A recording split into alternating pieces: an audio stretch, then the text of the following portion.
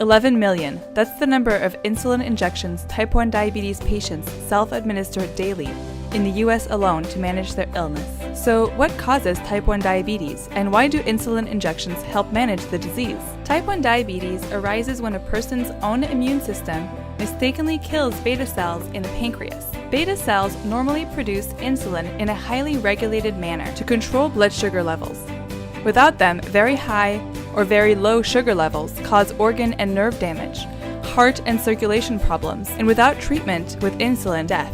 Insulin has saved millions of lives by turning diabetes from a death sentence to a chronic illness. But even with the best possible insulin administration, glucose isn't perfectly controlled, and patients remain at risk for life-threatening long-term complications, such as kidney loss, blood circulation problems that can lead to amputations or death, loss of vision, not to mention the impact of constant monitoring of glucose, dietary restrictions, multiple daily insulin injections, and side effects on their quality of life.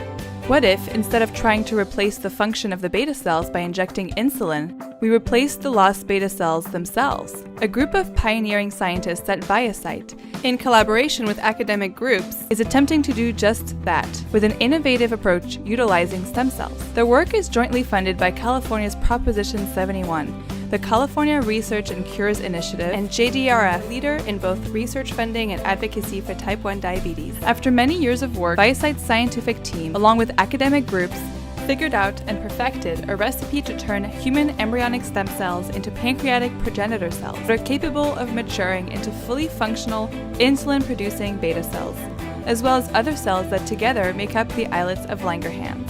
The islets of Langerhans are clusters of cells in the pancreas that produce the hormones responsible for regulating blood sugar. The ability to not only restore beta cell function, but also deliver the other cells found in the islets may be important because these other cells are believed to work in concert with beta cells to optimally control blood sugar levels. There are reports that these other cells also malfunction in type 1 diabetes. Therefore, providing the full community of hormone-producing cells may provide benefits that insulin alone cannot. In order to deliver these cells into the body, causesType scientists also engineered an encapsulation system designed to keep immune cells out, protecting the cells inside from destruction while allowing the free flow of oxygen, nutrients, sugar, and proteins. Cells inside the device sense sugar and respond by producing insulin, which easily exits into the blood. This ingenious system is called the VCO1 product candidate. In animal models, the implanted VCO1 product functionally cures experimental diabetes. To find out if the VCO1 product can regulate blood sugar levels in humans, like it has in mice, a human clinical trial began at the University of California, San Diego in September 2014. The results of this trial will be highly informative and will be an important next step toward revolutionizing the way we approach diabetes treatment. The VCO1 concept was born from the vision that stem cells can be used to replace any specialized cells that are missing in disease. Advancing this vision has only become possible in the last 10 years, and we've come a long way in a short amount of time, thanks in large part to funding for stem cell research from the California Initiatives, Institute for Regenerative Medicine, and JDRF. As we build on the progress we've made, we know there is much more work to be done, and we must keep the momentum going.